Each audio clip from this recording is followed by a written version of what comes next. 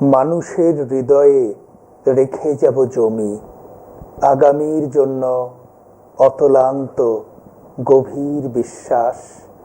সে অমল বিশ্বাস নিয়েই মানুষ ফোটাবে নতুন ফুল, গাঁথবে আলোর মালা।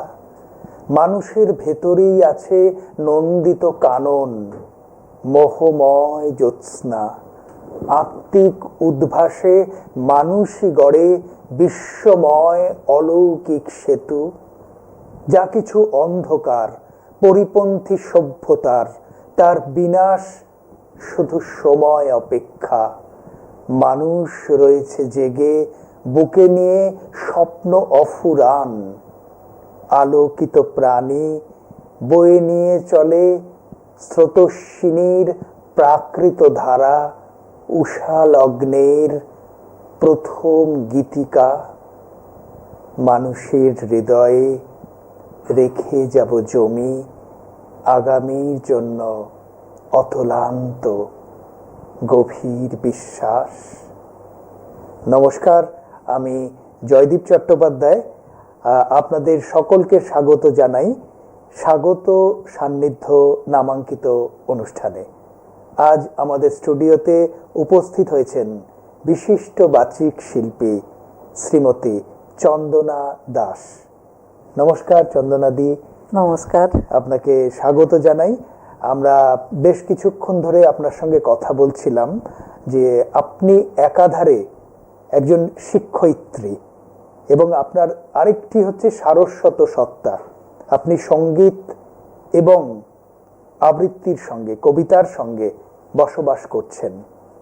তো আমরা বেশ কয়েকটি বিষয়ে আলোচনা করছিলাম যে শিক্ষকরা শুধুমাত্র পেশাগতভাবে শিক্ষাদান নয়, তার একটা মানুষ গড়ার কারিগর হিসেবে সমাজে তিনি নমস্য এবং পূজ্য। তো আমরা সেই প্রসঙ্গে বেশ কিছুটা কথা বললাম।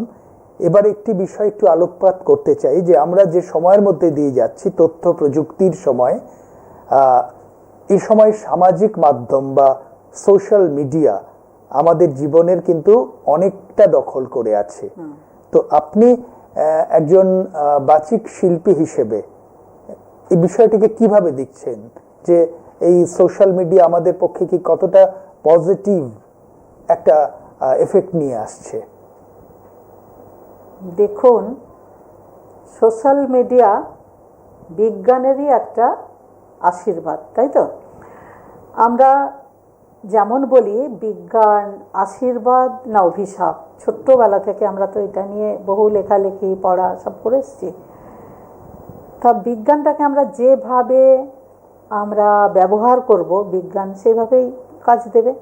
ঠিক তেমনভাবেই সোশ্যাল মিডিয়াকে কিন্তু আমি ভাবি ওর অনেক ইতিবাচক দিক আছে। কেউ যদি নেতিবাচক দিক দিয়ে নেগেটিভ কিছু কাজ করে, সেটা যে ব্যবহার করছে তার অক্ষমতা বা তার চারিত্রিক দুর্বলতা।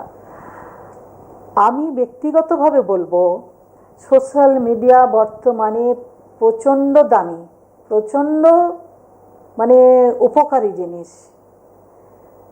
কেন বলছি? আমার নিজের পরিচিতিটাই হয়েছে সোশ্যাল মিডিয়ার মাধ্যমে। করোনার পর থেকে খুব বেশি দিন আমি উদ্ভাসিত হইনি। আমার স্কুল জীবন নিয়েই আমার দিন কেটেছে, ওইটাই আমার গণ্ডি ছিল। কিন্তু তারপর থেকে যে বাড়িতে বসলাম, তারপরে আমি অবসরও গ্রহণ করলাম। কিন্তু আমি এখন আমার পরিচিতি একমাত্র সোশ্যাল মিডিয়ার মাধ্যমে। শুধু নিজের পরিচিতি না, সোশ্যাল মিডিয়ায় আপনি দেখুন কি বলবো, কি পাচ্ছেন না, কত মানুষের সাথে যোগাযোগ, কত নতুন জিনিস জানতে পারা। পৃথিবী এখন হাতের মুঠোয় এসে গেছে শুধু সোশ্যাল মিডিয়ার জন্য। সব থেকে বড় কথা যে বিভিন্ন যে মানুষের সৃজনশীলতা, কেউ হয়তো অসাধারণ গান করেন, কেউ আবৃত্তি করেন, কেউ ছবি আঁকেন, কেউ ফটোগ্রাফি, শিল্প সংস্কৃতির যে বিভিন্ন অঙ্গন, সেই যে মানুষগুলো কাজ করছেন, তিনি হয়তো আমি বলবো যে দক্ষিণ 24 পরগনার কোনো প্রত্যন্ত অঞ্চলে আছেন, যেখান থেকে হয়তো কলকাতার সরাসরি তার সঙ্গে সংযোগ নেই, কিন্তু সে কিন্তু আসার মতো তার ক্ষমতাও নেই, ক্ষমতা নেই, যোগাযোগ নেই, কিন্তু সে হয়তো ভালো লিখছে, তার মধ্যে হয়তো একটা সহজাত প্রতিভা রয়েছে যেটাকে সে ডেভেলপ করছে। তো আমরা কিন্তু এরকম অসংখ্য লেখক আমরা সোশ্যাল মিডিয়ার মধ্যে দিয়ে উঠে আসতে দেখেছি, বাচিক শিল্পীকে তো দেখেইছি। তাই কত ভালো হাতের কাজ করে, কত ভালো করে, কত অজপাড়া গা। দেখুন একটা বৃদ্ধ এত সুন্দর সেই বাঁশের জিনিস বানাচ্ছে, হ্যাঁ, একটা বাচ্চা মাটি দিয়ে এত সুন্দরভাবে, অত্যন্ত দরিদ্র শ্রেণীর, যে সেগুলো ফোকাস হচ্ছে। এই মিডিয়া না থাকলে আমরা কোথা থেকে জানতাম? না, তাছাড়া আমরা যে করোনার সেই গৃহবন্দী সেই সময়ে আমরা দেশে বিদেশে কত মানুষের সঙ্গে আমাদের সংযোগ তৈরি হয়েছিল, এগুলো তো একটা বড় আমাদের প্রাপ্তি বলা যেতে পারে। একদম। আমরা একই বাংলা ভাষা সংস্কৃতি নিয়ে কাজ করছি এবং আমরা জানি সারা পৃথিবীতে জীবন জীবিকার তাগিদে বাঙালি ছড়িয়ে আছেন। তো আমাদের মধ্যে একটা মেলবন্ধনের সেতু রচনা হয়েছিল। তো এটাও আমি বলবো যে কিছু নেগেটিভ একটা সব জিনিসেরই থাকে, যেটা আপনি বলছিলেন যে এক সময় কি আমরা যখন লিটল ম্যাগাজিনের লেখালেখি শুরু করেছিলাম, তো তখন আমরা একজন সম্পাদক মশাইয়ের কাছে পাঠাতাম লেখাটা। এবার তিনি সেটা নির্বাচন করে যদি বুঝতেন যে লেখাটা ভালো, তাহলে ওটা ছাপতেন, আর না হলে হয়তো বলতেন এটা বদলে দিতে বা লেখাটা ডেভেলপ করতে। কিন্তু এখন এটা আবার একটা প্রবণতা যে কিছু একটা লিখেই সেটাকে তক্ষুনি পোস্ট করে দেওয়া।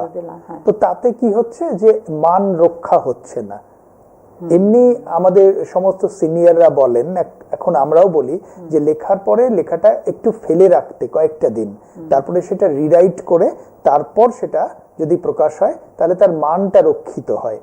কিন্তু এখন মানুষের আর কি ধৈর্য নেই। এখন তো বড় কবিতাও কেউ শুনতে চায় না, গানও শুনতে চায় না, এখন রিল এখন সেকেন্ডে চলে এসেছে। তো সুতরাং আমরা বলবো যে আমরা যে ভালো পজিটিভ যে গুণগুলো আছে আমরা যদি সেগুলো তো অবশ্যই আমরা নেব। এবং আমরা যখন একটা কবিতা কোনো তৈরি করতে গেলে আমরা কত কত মানে অন্যান্য আমাদের পূর্বসূরীরা সেই কবিতাগুলো কিভাবে উপস্থাপনা করেছেন সেগুলো কিন্তু আমরা গাইডলাইন্স হিসেবে আমরা কিন্তু ইউটিউবে পাচ্ছি। এটা একটা বড় প্রাপ্তি। অবশ্যই করে কিন্তু আমরা 10টা শোনার পরে কিন্তু আমাদের চিন্তা ভাবনা আসছে যে আমরা এর থেকে কি করে আরেকটু বেটার করতে পারবো।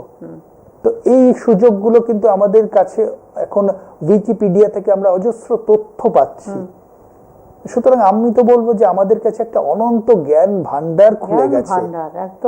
এখন সেটাকে কিভাবে ব্যবহার করব সেটা আমাদের ব্যাপার। এইটাই হলো কথা। আমরা নিজেদের সমৃদ্ধ করতে পারি। পারমাণবিক বোমা তো তৈরি হয়েছে, পারমাণবিক বোমাটা এবার কোথায় কিভাবে ব্যবহার করা হবে তার উপর ডিপেন্ড করছে।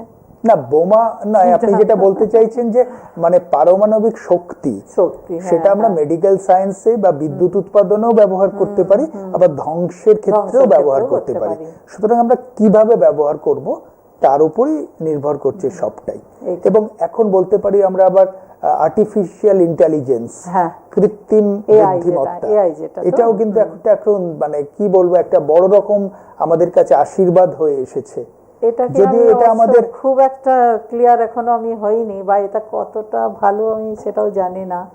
না, এখন ব্যাপার হচ্ছে যে এটা নিয়ে আমাদের একটা কর্মসংস্থানের ব্যাপারে একটা ঘোরতর চিন্তা আছে, সেটাই একটা বাস্তব।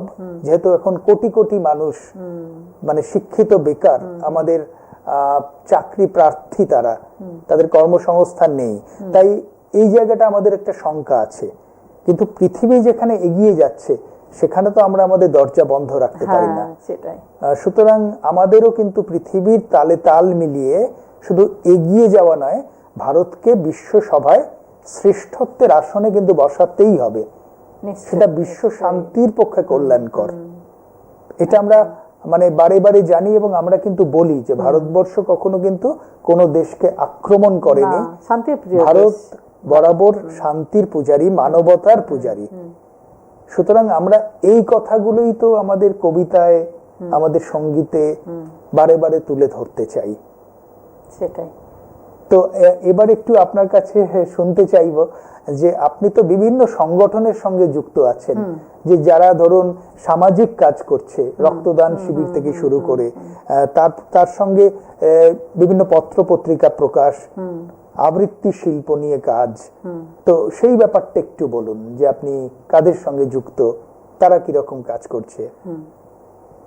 আমি তো মিদনাপুর শহরে থাকি, ওখানে আমি রক্তদান যে শিবির হয় ওদের সাথে আমি যুক্ত আছি, ওদের কর্মকাণ্ডের সাথে আমিও নিজে ইনভলভ থাকি। আমার খুব ভালো লাগে এই কাজগুলো করতে। তাছাড়া দুস্থদের আমাদের আমি যেখানে কাব্যকলা একটা সংগঠন আছে, কবিতার একটা সংগঠন, তার মাধ্যমে দুস্থদের বছরে একবার জামা কাপড় দেওয়া হয়, রক্তদান শিবির করা হয়, এবার আবার চুলদানও করা হলো। ভালোই সাড়া মিলেছে, ছোট ছোট মেয়েরা দিয়েছে চুল, খুব পজিটিভ লাগলো সেটা, যে মেয়েরা এগিয়েছে, ছোট 7-এ পড়ে 6-এ পড়ে, এত বড় বড় চুল আছে, এসে দিয়ে দিলাম, তারা এইটুকু চুল করে নিল, করে নিয়ে দিয়ে গেল। খুব ভালো লাগলো দেখে যে এই ফার্স্ট করা হলো, এই বছর প্রথম করা হলো চুলদানটা। রক্তদান তো প্রত্যেক বছর হয়, খুব ভালোভাবে হয়, ভালো সাড়া পাওয়া যায়। তাই এটাও একটা আমরা একটা কি বলবো সামাজিক কাজ করি। আর এমনি আমি যুক্ত আছি কোচবিহারে তার মূল অফিস, যেটা আপনারা সকলেই হয়তো জানেন, ধূমকেতু আন্তর্জাতিক নজরুল একাডেমি একটা সংগঠন আছে, তার আমি সেন্ট্রাল কমিটিতে আছি এবং পশ্চিম মেদিনীপুরের কনভেনার হয়ে আছি। নজরুলকে মানুষের কাছে, রবীন্দ্রনাথ মানুষের কাছে খুব মানে কি বলবো, মানুষের অনেকেই আর কি চেনেন জানেন সব কিছু, নজরুল নিয়ে সে একটু কম আছে, সেই কমটা যাতে না থাকে সেই জন্য এই একাডেমির মাধ্যমে আমরা নজরুলের চিন্তাধারা, নজরুলের কাজকর্ম, নজরুলের গান, কবিতা, আলোচনা সব কিছু আমরা জেলায় জেলায় আমরা এগুলো কিন্তু করে থাকি। আমিও ওখানে 5 দিন ব্যাপী করে মেলা হয়, মেলা বলতে জামা কাপড়ের মেলা না, মানে নজরুল নিয়ে 5 দিন ব্যাপী ওখানে অনুষ্ঠান হয়, বিভিন্ন জায়গা থেকে মানুষ আছে। আমি প্রত্যেকটাতেই যাওয়ার চেষ্টা করি এবং পুরোটাই থাকি, আমি নিজেও অংশগ্রহণ করি এবং খুব ভালো লাগে। বর্তমানে যে সংঘাতময় দিন আমরা অতিক্রম করছি, নজরুল ছাড়া কি আর সেখানে মানবতার কারিগর বলা যেতে পারে আমাদের দিশারি, উজ্জ্বল দিশারি রবীন্দ্রনাথ এবং নজরুল, যে আমাদের প্রকৃত আমাদের মানুষের পরিচয়, যে মনুষ্যত্ব, তার জয়গান তারা গেয়ে গেছেন বিভিন্ন সঙ্গীতে, তাদের বিভিন্ন রকম সৃজনশীলতার মধ্যে দিয়ে। এই দুজনকে না চিনলে, না জানলে আমরা কিন্তু এক পাও এগোতে পারবো না, এইটুকু বুঝেছি, তাই না? নজরুল এবং রবীন্দ্রনাথকে আমরা যদি ভালো করে না চিনি, না জানি, অবশ্যই আমাদের তো এটা সকলের দায়বদ্ধতা যে আমরা যেরকম আমাদের মহান কবি সাহিত্যিকদের যেরকম চিনব, শুধু তাদের কবিতা পড়া নয়, তাদের জীবনাদর্শ যেভাবে আমরা অনুসরণ করব, সেটা কিন্তু আমরা সেরকম আমাদের যে মহান স্বাধীনতা সংগ্রামী, যারা দেশকে ভালোবেসে, যারা নিজের জীবনকে আত্মাহুতি দিয়েছিলেন বলতে গেলে। এবং আমার মনে পড়ছে, আমি মানে কয়েকদিন আগে বোধহয় ফেসবুকে আপনার ছবি দেখছিলাম, আপনি বোধহয় একেবারে খুব সম্প্রতি আন্দামান ঘুরে এসেছেন, এবং আন্দামান কথা মনে হলেই আমাদের যেরকম সেই নীল সমুদ্র হাতছানি দেয়, সেরকম কিন্তু পরক্ষণেই আবার মন এক তীব্র বিষাদে ভরে যায়। একদম ঠিক কথা বলেছেন আপনি, নীল সমুদ্র মন ভরিয়ে দিল। যেই মাত্র সেলুলার জেলেতে গেলাম, মানে মনটা যে এতটাই খারাপ হলো, ওদের সমস্ত কিছু খুঁটিয়ে খুঁটিয়ে দেখেছি আমি, যে কি অপরিসীম কষ্ট পেয়েছে ওরা শুধু দেশের জন্য, এই দেশটাকে স্বাধীন করার জন্য। তো কি স্বার্থ, কি অত্যাচার করা হয়েছে তাদের উপরে, এবং তাদের বয়স কি। আমি যখন গেছি প্রথম দিন আমি গেছি যে মিউজিয়ামে, যেখানে সমস্ত আমাদের স্বাধীনতা সংগ্রামী যারা যাদের ফাঁসি হয়েছিল, তো সেই যখন ছবিগুলোর পাশ দিয়ে আমি হাঁটছি, তো তখন কারোর বয়স 22, 24, 26 একদম young। এবং বেশিরভাগ সিংহভাগ বাঙালি। তো সত্যি কথা বলতে কি না, আমি না তাকাতে পাচ্ছিলাম না, আমার চোখ জলে ভরে যাচ্ছিল এবং একটা অপরাধ বোধ কাজ করছিল, অপরাধ বোধ কাজ করছিল যে আপনারা তো একটা স্বপ্নের জন্য নিজেকে উৎসর্গ করেছেন, তো আমরা আমরা আমরা আমরা কি আপনার স্বপ্নের সেই রূপদান করতে পারছি? আমরা পারছি না, আমরা ব্যর্থ হচ্ছি বারে বারে। এই অপরাধ বোধ আমাকে কিন্তু কয়েকটা দিন তাড়া করেছিল একদম। এবং মানে আমি বোধহয় এটাকে বোধহয় হ্যাংওভার বলে, তো আমি এরকম একটা মধ্যে চলে গিয়েছিলাম। তো পরবর্তীকালে আবার এখান থেকেই আমাদের ঘুরে দাঁড়াতে হলো যে না, আমাদেরই কিন্তু দায়বদ্ধতা যে আপনাদের সেই স্বপ্নকে সাকার করার। তো তখন কিন্তু আবার নতুন করে ঘুরে দাঁড়ালাম এবং মানুষকে বোঝালাম যে এককভাবে আমরা কেউ কিছু করতে পারবো না, আমাদের সমবেতভাবে ঐক্যবদ্ধভাবে আমাদের দেশের জন্য, দেশের মানুষের জন্য কাজ করতে হবে। সেখানে কোনো হিন্দু, মুসলিম, বৌদ্ধ, খ্রিস্টান বলে কিছু হয় না, সেখানে সমস্ত মানুষ আমার স্বজন। আমরা এটাই তো আমাদের গান কবিতায় রবীন্দ্রনাথ, নজরুল, গান আর কবিতা দিয়ে কিন্তু আমরা সমাজকে অনেক জাগিয়ে তুলতে পারি। অবশ্যই আপনি বলুন না, বন্দে মাতরম, ওই কথাটার মধ্যে কতটা জোর আছে আগে বলুন। মাকে বন্দনা করা, দেশ মাতৃকাকে বন্দনা করা, ভাষা জননীকে বন্দনা করা, ওই গানটা গাইতে গেলেই শরীরে কাঁটা দিয়ে আমার বসু মাতাকে বন্দনা করা, যেটা ইউনিভার্স। এখন পৃথিবীর কোন দেশ এককভাবে বাঁচতে পারবে না, তাই নয়? এখন সবাই সবার উপর নির্ভরশীল।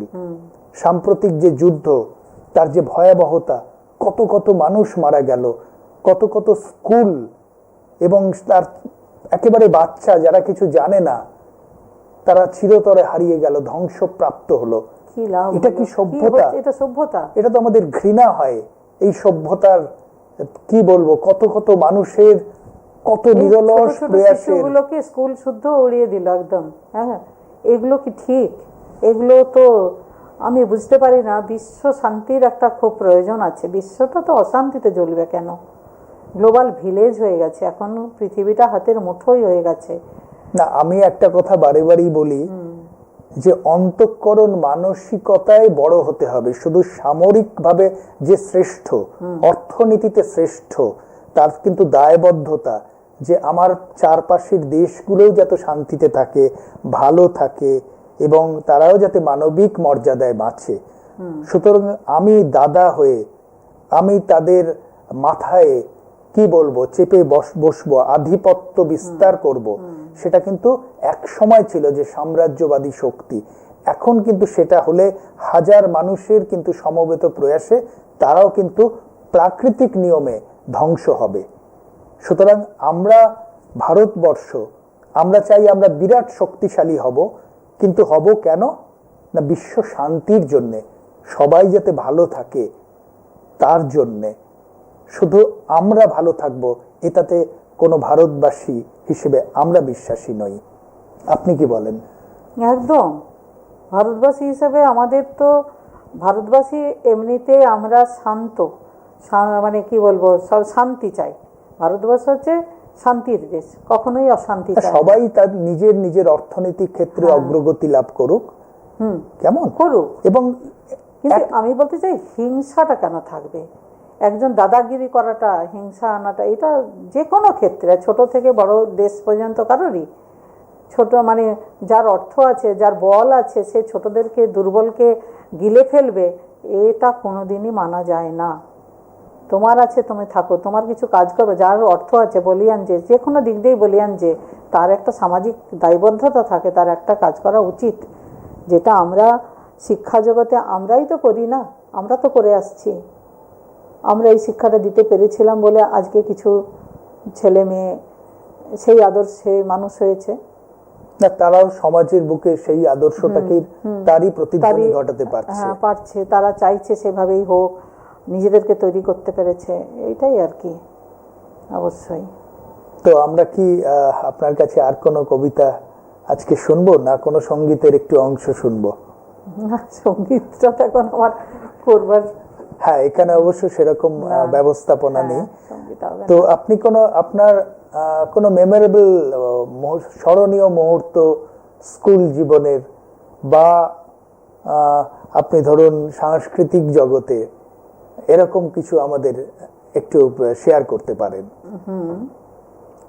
মানে স্কুলের অ্যাচিভমেন্ট থেকে বলতে পারি যে নিরলস পরিশ্রম করে আমাদের স্কুল একটা কি বলবো, শহরের মধ্যে স্কুল না, শহর একটা আমাদের মিদনাপুর শহর থেকে 35 কিলোমিটার দূরত্বে একটা স্কুল, বুঝতেই পারছেন যে খুব একটা অগ্রণী নয়। সেই রকম জায়গার থেকে মেয়েগুলোকে আমরা তৈরি করে ওই যে মক পার্লামেন্ট বলে যেটা ছিল, নিশ্চয়ই এখনো আছে মনে হয়, ওটাতে আমাদের মেয়েগুলোকে একদম রাজ্য স্তর পর্যন্ত পাঠাতে পেরেছিলাম। এটা তার জন্য ওইটা একটা খুব ভালো জিনিস ছিল, যাতে এই পার্লামেন্ট বা এই যে আমাদের পুরো এটা সবাই জানতে পারলো এবং মেয়েরা এত সুন্দর পার্টিসিপেট করেছিল, আগ্রহী ছিল, ওই মেয়েগুলোকেও আমরা আনতে পেরেছিলাম এইটাতে। সেই যে আনন্দটা পেয়েছিলাম, প্রত্যেক স্টেপ বাই স্টেপ আমরা উঠেছিলাম। প্রথমে তো স্কুলগুলোর মধ্যে হলো, স্কুল থেকে আমরা চলে গেলাম মহকুমাতে গেলাম, মহকুমা থেকে জেলায় গেলাম, এই যে পরপর স্টেপ গেলাম, আমরা যে আনন্দটা পেয়েছি সেই আনন্দটা সত্যিকারের মেয়েরাও এখনো মনে রাখে। আর আমার কাছেও এটা জীবনের বোধহয় সবচেয়ে আনন্দের স্মরণীয় একটা দিন পাওয়া যাবে। প্রচন্ড আনন্দ পেয়েছিলাম। আর আমি আরেকটি ব্যাপার জানি, সেটা হচ্ছে যে আপনার ছোট কন্যা, সে তো আপনাকে খুব মানে উৎসাহিত করে। আপনার এই ব্যাপারটা আমার আজকে বলাই হয়নি, ক্ষেত্রে একটা বড় রকম প্রেরণা বা চালিকা শক্তি। একদম, তাহলে এটা আগেই বলতে হয়। এবং সেও আমার কবিতার ভক্ত, সেটাও আমার কাছে একটা প্রাপ্তি। তো একটু তার ব্যাপারে বলুন। হ্যাঁ, আমার ছোট মেয়ে মেহুলি, ও তো ইঞ্জিনিয়ার, বর্তমানে ব্যাঙ্গালোরে কাজ করে, আইটি সেক্টরে বড় পোস্টেই কাজ করে, এস্টাবলিশড। ও অনেক লড়াই করে মানুষ হয়েছে, দাঁড়িয়েছে, আমার অবদান নিশ্চয়ই ছিল। কিন্তু হচ্ছে আমার মেয়েকেও মানুষ করার পেছনেও হয়তো আমারও একটা নিরলস পরিশ্রম সব ছিল, যে কারণে মেয়েটাকে আমি ভালো করে মানুষও করতে পেরেছি। যখন করোনা হলো তখন তো ঘরে বসে গেলাম, তখন ওই মেয়েই আমাকে প্রথম ফেসবুক দেখে একটা অ্যাডভার্টাইজমেন্ট দেখলো, মা শেখাচ্ছি, তুমি একটু ঢুকে যাও না, তুমি শেখো, করো। এই করতে করতে আমাকে জোর করে করালো। আমি কিন্তু একটু সত্যিকারের ওই স্কুলের গণ্ডির ভেতরেই আমার জীবন ছিল, আমি তার বাইরে খুব একটা আমি বিস্তার লাভ করার ইচ্ছাও ছিল না, ওখানেই আমার সব। যখন করোনাতে বসে গেলাম তখন ওই মেয়ে আমাকে মানে কি বলবো, ওই মানে জলে ঠেলে দেওয়ার মতো, সাঁতারে না জানলে জলে ঠেলে দিলে যেমন আমাকে সেই রকম, তুমি এটা করো, তুমি ওটা করো, তুমি সেটা করো, তুমি এটা পোস্ট করো, এটা রেকর্ড করো, করে পোস্ট করো। এই করতে করতে আমার সোশ্যাল মিডিয়ায় পা দেওয়া হলো। সোশ্যাল মিডিয়ায় পা দিতে দিতে আপনি জানেন প্রথম আপনার সাথে আমার পরিচয় হয় এবং আমার মেয়েও আপনার কবিতার খুব ভক্ত। এই তারপর থেকে আমার এবারে জার্নি শুরু হয়ে গেল আর কি। না, এবং আরেকটি খুব আমার মনে পড়ছে যে মেহুলির বোধহয় বিবাহ বার্ষিকীতে সাধারণভাবে যে কনভেনশনাল যে প্রথা, তার বাইরে গিয়ে আপনারা একটা রক্তদান শিবিরের আয়োজন করেছিলেন। তো এটাও একটা কিন্তু একটা অনন্য সামাজিক বার্তা পৌঁছে দিচ্ছে, যে আমরা অনেকেই জানি যে বিবাহ বার্ষিকী বা এরকম কোনো অনুষ্ঠানে অনেকেই বৃদ্ধাশ্রমে গিয়ে বা যেখানে অনাথ শিশুরা থাকে তাদের মধ্যে গিয়ে সেটাকে অন্যভাবে পালন করেন। তো সেক্ষেত্রেও আপনারা একটা ভালো কাজ করেছেন, একটা নজির সৃষ্টি করেছেন। তো এর জন্য আপনাকে আমি শুভকামনা জানাবো। এটা আমার মাথায় এলো, ওদের আসতে বলেছিলাম, ওরা বললো পারবো না আসতে। ঠিক আছে, যখন আসতে পারলো না তখন আমি ভাবলাম এই দিনটা কি করা যায়, এই দিনটাকে তো তাহলে একটু অন্যভাবে উদযাপন করলে হয়। আমার মাথায় এলো তাহলে একটা ভালো কাজ কিছু করতে হবে। তখন ওদের সাথে আলোচনা করলাম ব্লাড ডোনেশন ফোরামের সাথে, ওরা বললে হ্যাঁ দিদি খুব ভালো প্রস্তাব। তা ওদের সহযোগিতায় অনুষ্ঠানটা প্রচন্ড সুন্দর হয়েছিল। আমি মানে কি বলবো, ব্যক্তিগতভাবে ওদের কাছেও আমি ঋণী। হ্যাঁ, আমি জানি চিত্তরঞ্জন দা এরকম অনুষ্ঠান করেন, এই সংস্থার কর্ণধার, এবং আমি ওই সংস্থারই আমি ভাইস প্রেসিডেন্ট হয়ে আছি। ওই কাব্য কলা যে এটা রয়েছে আমাদের, কবিতার তো আপনাদের প্রতিষ্ঠান। সারস্বত অভিযাত্রা এভাবেই এগিয়ে চলুক। হ্যাঁ। এবং আমরা চাইব যে এখন আমরা যে একটা অশান্ত সময়ের মধ্যে দিয়ে যাচ্ছি, এই অন্ধকার মেঘ কেটে যাক এবং মানুষের মধ্যে মনুষ্যত্বের স্ফুরণ ঘটুক এবং মানুষ মানবিক হয়ে উঠুক এবং সহমর্মিতা নিয়ে দেশ এবং জাতির গঠনে মানুষ এগিয়ে চলুক। একটা সময় আমি একটা কবিতায় লিখেছিলাম, কবিতা আমায় দিয়েছে আত্মজন, হাজার বন্ধু ব্যাপ্ত বিশ্ব জুড়ে, কবিতার আলো শিখিয়েছে ভালোবাসা সীমান্তহীন শব্দের উৎসবে। আপনি আমাদের স্টুডিওতে এলেন, আপনার জীবনের অনেক কথা, কবিতা যাপনের অনেক কথা আমাদের শোনালেন। আমরা অবশ্যই এবং আমাদের শ্রোতা বন্ধুরা অনেকেই অনুপ্রাণিত হলেন যে মানুষ ইচ্ছে শক্তির মাধ্যমে সব কিছু করতে পারে। স্বামী বিবেকানন্দ বলেছিলেন যে মানুষের যদি উইল ফোর্স থাকে তাহলে কিন্তু তার কাছে কোনো কিছুই অসাধ্য নয়। আমরা আজও তাকে পরম শ্রদ্ধায় নত শিরে শ্রদ্ধা করি। আমিও বিবেকানন্দের এটাই মেনে চলি যে লক্ষ্য যদি স্থির থাকে, পরিশ্রম যদি করে যাই, তাহলে একদিন ফল পাবো। তিনি বলতেন, সব শক্তি তোমার মধ্যে আছে, তুমি যা ইচ্ছা তাই করতে পারো, কারো নির্দেশ ছাড়াই। উঠে দাঁড়িয়ে তোমার ভিতরকার দেবত্বকে প্রকাশ করো। সবাই ভালো থাকবেন। নমস্কার। জয় হিন্দ। বন্দে মাতরম।